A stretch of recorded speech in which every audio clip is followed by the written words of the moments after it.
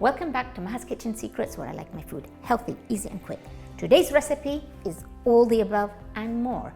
It feeds a crowd. The burghel, I've just boiled it in water, drained it, let it cool down. Vegetables. I have cucumbers, dill, I've got some parsley, mint, fresh thyme, green onions, I've got some tomatoes, and now the feta cheese. Everybody who knows me knows I like having a crunch in my salad. Today's crunch is almonds. I'm going to toast them slightly.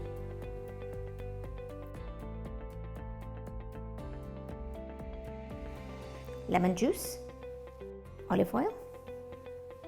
I've got some chili flakes for a little zing, and just a little bit of salt. You can adjust the salt later because the feta cheese has a good amount of salt in it. Then we're just going to mix it. It's really delicious. It's clean eating at its highest. Enjoy.